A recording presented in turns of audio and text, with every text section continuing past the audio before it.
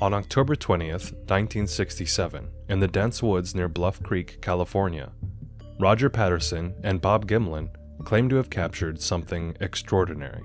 A towering figure, hair-covered, broad-shouldered, walking upright like a human, but unlike anything science had ever verified.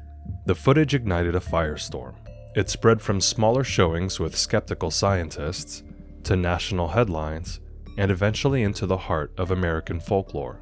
But the creature they filmed wasn't a modern invention. For centuries, indigenous tribes in North America spoke of sas'qets, the wild man of the forest. And halfway around the world, Himalayan's Lepcha people whispered stories of the Yeti.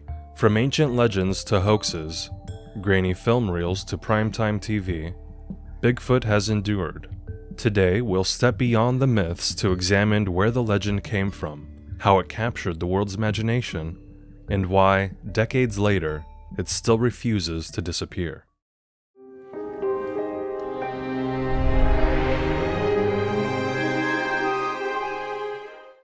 Long before the term Bigfoot was coined, stories of large, elusive, humanoid creatures roamed the oral traditions of countless cultures. In the Pacific Northwest, the Sta'alis people of British Columbia told of sas'qets, a sacred forest being, tall and powerful, not a beast to be hunted, but more a guardian of nature, protecting the land and people.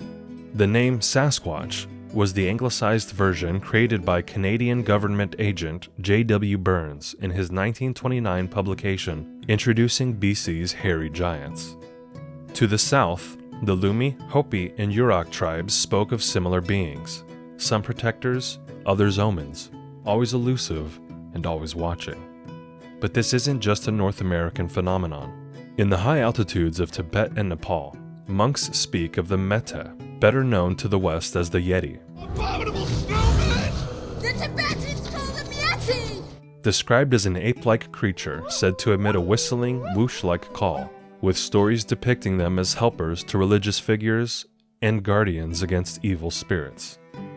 The British Mount Everest Reconnaissance Expedition of 1921 reported massive footprints in the snow at 20,000 feet. The Sherpa guides of this expedition claimed they belonged to the wild man of the snows. Welcome to the Himalayas! Sir Edmund Hillary himself mounted a Yeti search in 1960, collecting scalp samples from Himalayan temples, though later deemed to belong to bears and goats. In Australia, the Aboriginal peoples have passed down tales of the Yowie for millennia, a giant, ape-like creature of the outback, known to scream, vanish, or throw rocks when disturbed. And in Russia, there's the Almasty, described in 1876 by Nikolai Chvalsky as having a flat, human-like face with thick black fur, enormous claws, and walking on two legs.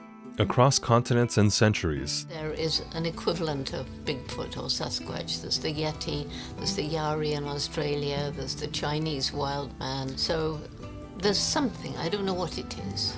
I'm always open-minded. These legends share common features: towering height, hair-covered bodies, bipedal locomotion, and most of all, an uncanny ability to vanish without a trace.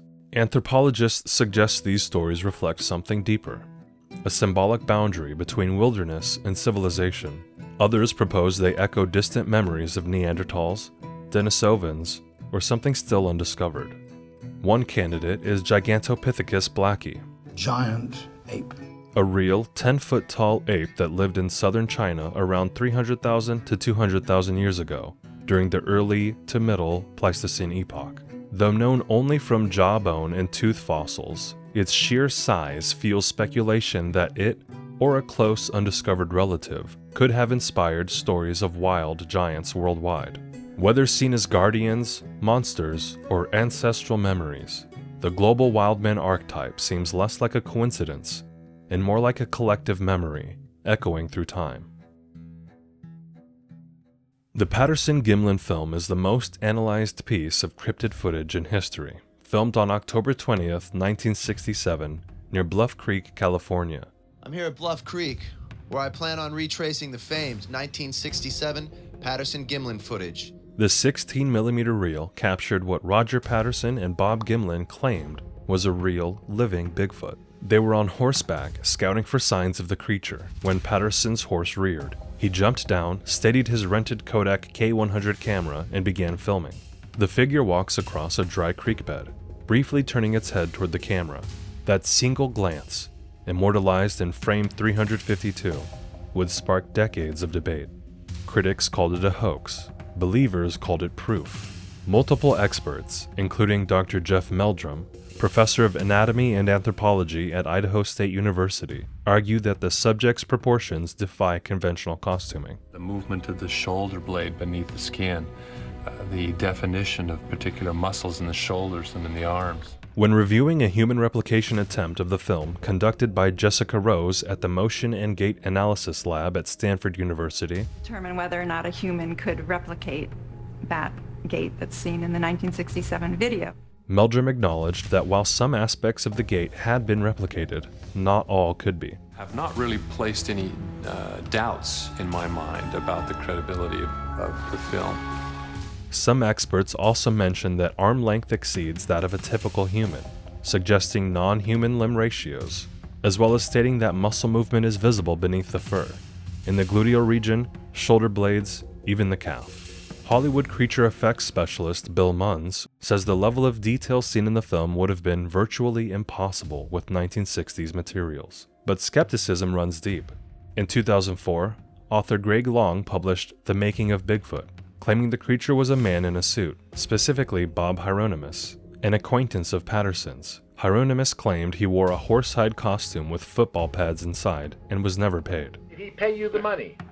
No, I've never got a dime from him, no. However, no physical costume has ever surfaced. And despite dozens of attempts, no one has convincingly replicated the film's motion, proportions, or realism under the same conditions. Patterson died of cancer in 1972, never admitting to a hoax. Gimlin, still alive today, maintains that it was real. I'm not out here to prove to anybody that they exist. Well, think whatever you want to think. I know what I saw. I know they exist. And I say, there's no question. No original camera has ever been found, which complicates frame rate analysis.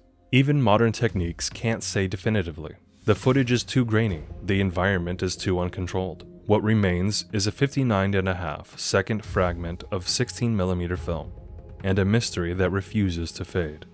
Real or fabricated, the Patterson-Gimlin film redefined the Bigfoot legend. It transformed folklore into something visible, something tangible. In the decades since Bluff Creek, the hunt for Bigfoot hasn't slowed. It's evolved. Once the domain of backwood trackers and campfire storytellers, the search has gone mainstream and high-tech. Scientists and amateurs alike now dedicate entire careers to the mystery. The previously mentioned Dr. Jeff Meldrum has amassed over 300 footprint casts, some showing dermal ridges, friction patterns similar to fingerprints. Lauren Coleman, founder of the International Cryptozoology Museum in Portland, Maine, catalogs thousands of cryptid reports, treating Bigfoot not as folklore, but as zoological data. It's Bigfoot!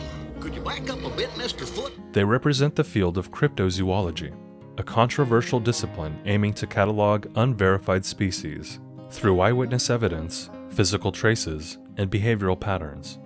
In 2011, the search exploded onto American television with the premiere of Finding Bigfoot on Animal Planet, hosted by members of the Bigfoot Field Researchers Organization, or BFRO, including Matt Honeymaker, Cliff Barackman, and James Bobo Fay. What do you think, Bobo? The show ran for 9 seasons. Each episode followed a similar format, where the team would investigate recent sightings, interview locals, and camp overnight in remote regions armed with night vision cameras, parabolic microphones, and infrared sensors. Their methods were sometimes mocked. Look at its trajectory. It heads directly to the right. It can't be human. It's too low to the ground. But their passion was infectious. The show brought Sasquatch into millions of homes. Behind the scenes, the BFRO continues organizing real expeditions, accessible to the public. They collect a mass of detailed sightings reports through an online database, many of which are still considered credible by BFRO standards. Modern enthusiasts aren't just using cameras. I got the only video. We're gonna be famous. Ugh. They're using AI-assisted sound analysis, LiDAR scans, and heat-sensing drones. Some researchers deploy audio recorders programmed to detect suspicious howls or wood knocks, alleged Bigfoot communication methods. In 2021, the group Kentucky Bigfoot Research Organization recorded a high-pitched vocalization during a drone search that remains unidentified. Still, no physical evidence has ever been recovered. No bones, no hair with unambiguous DNA, and no body. From forest trails to streaming platforms, the Bigfoot hunt has adapted with the times. It's not just about proving a creature exists. It's about solving a puzzle that has kept thousands searching in the shadows of the world's last wild places. The Sasquatch. But not everyone is convinced. For every footprint, film reel, or eerie howl caught on tape, there's a scientist asking, where's the body? The search for Bigfoot isn't just about tracks in the dirt, it's about credibility. And for decades, belief and skepticism have clashed in a scientific standoff. Biologists and primatologists constantly cite the same issue.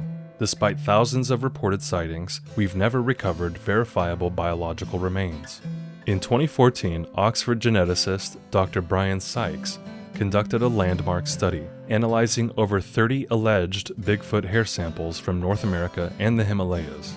The results? Every sample was attributed to known animals: bears, cows, wolves, raccoons, even a porcupine. 2 samples, however, were more unique. These samples indicated a possibly new, mysterious species of bear roaming the Himalayas that may be related to an ancient, extinct polar bear species. Skeptics argue that hoaxes, misidentifications, and confirmation bias fuel the Bigfoot phenomenon. In 2008, 2 men in Georgia, Rick Dyer and Matthew Whitten, claimed to have found a frozen Bigfoot body. The story made global headlines. But when the alleged body was thawed, it was clear the hair was not real, the head was hollow, and the feet were rubber. Whitten and Dyer don't really appreciate the cynics, particularly skeptical reporters who questioned the find. Both Dyer and Whitten later admitted it was a hoax. The pair had reportedly pocketed $50,000 in upfront promotional funding. Then there's pareidolia, the brain's tendency to see patterns where none exist. A fallen log becomes a crouching figure. A bear rearing up on its hind legs becomes something almost human-like. Yet not every piece of evidence is easily dismissed. Footprint casts showing dermal ridges, tiny friction patterns akin to human fingerprints, have been studied by forensics experts like Jimmy Chilcott, a former fingerprint examiner for Texas law enforcement. My study group consisted of over 100 alleged Sasquatch castings. He concluded that several casts, including the ones from the Blue Mountains of Washington, contained non-human ridge flows that were unlikely to be fabricated. Primates, the ridges run diagonally. Human footprints, the ridges run horizontally across the width of the foot. On this casting, the ridges run vertically. And what about eyewitnesses? According to the BFRO, more than 5,000 encounters have been cataloged since the 1990s. Many come from hunters, police officers, and park rangers, people trained to observe. Some describe nearly identical details: a strong musky odor, tree knocking, deep chest-rattling howls, and a figure nearly 8 feet tall, walking upright, without breaking stride. So where does that leave us? To some, Bigfoot represents a failure of critical thinking. To others, it's a case of science ignoring inconvenient data. But in the middle lies something harder to dismiss: unresolved anomalies. Things that don't fit cleanly into either camp. And in science, unexplained doesn't mean impossible. It just means not yet understood. From terrifying forest stalkers to lovable brand mascot, Bigfoot has done what few cryptids ever manage. He went mainstream. Bigfoot first stomped into Hollywood in the 1970s, with a slew of film and TV appearances during a boom in paranormal programming. Some notable examples include The Legend of Boggy Creek in 1972, a low-budget docudrama about a Bigfoot-like creature in Arkansas. This grossed $20 million, an enormous sum for an indie film made with a budget of around $160,000. The popular show, The $6 Million Man, featured 2 episodes titled The Secret of Bigfoot in 1976, presenting a bionic Sasquatch played by Andre the Giant, cementing the creature's pop culture status. My people named him Sas'qets. You call him Bigfoot. In 1987, Harry and the Hendersons flipped the script. The Bigfoot Harry was gentle, goofy, and almost human. The family comedy made over $50 million worldwide, and even earned an Oscar for Best Makeup, thanks to the impressive work done by Rick Baker, who also won an Oscar previously for his work on An American Werewolf in London. Suddenly, Bigfoot wasn't just feared, he was lovable and comedic. Advertisers also saw opportunity in the mystery and intrigue of Bigfoot. In the 2000s, Jack Link's launched Messin' with Sasquatch, a wildly successful commercial campaign portraying Bigfoot as the unpredictable victim of snack-related pranks. Everything from apparel with Sasquatch Clothing Company, Hey, step right up, folks. Get your brand new Bigfoot merchandise. to beer with Sasquatch Brewing, even to a natural soap brand with Dr. Squatch, Bigfoot's influence can be found associated with products everywhere. Local communities in North America have also embraced the legend of Bigfoot. Willow Creek, California, home of the Patterson Gimlin film, hosts an annual Bigfoot Days block party, complete with costumes, live music, and barbecue competitions. Skamania County, Washington, passed a law in 1969 prohibiting any premeditated, willful, and wanton killing of Bigfoot, punishable by a $1,000 fine and up to a year in jail, just in case of a chance encounter. Sports teams are in on it too. The Seattle Supersonics introduced Squatch as their team mascot in 1993, and he remained so until 2008, appearing in over 175 events annually. And the Portland Trailblazers in 2023 unveiled a new mascot named Douglas Fir, a long-lost relative of the Trailblazers' Bigfoot mascot from the 1980s. Back in the 80s, the Trailblazers did have a Bigfoot mascot, and it was very popular. Bigfoot is a creature of contradiction, an elusive legend that somehow appears everywhere. From horror films to halftime shows, candy wrappers to cautionary tales, Bigfoot's true habitat is maybe not just the forest, but the imagination of everyone who's ever wondered what might still be out there. In an age of satellite imagery, GPS tracking, and 4K security cameras, Bigfoot shouldn't be able to exist. But somehow, that's exactly why he does. Bigfoot represents something we've almost lost, the unknown. For many, he's not just a creature, he's a symbol of the wild, untouched, unmeasured, and just beyond our reach. In a world where every answer is a Google search away, the mystery itself becomes the point.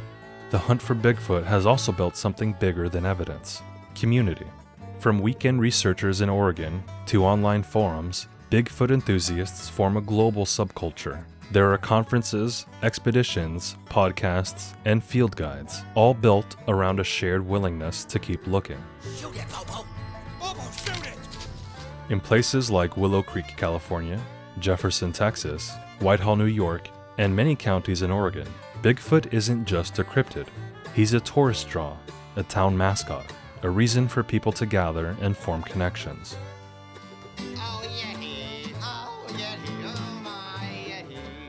Psychologists have long studied why legends like this persist.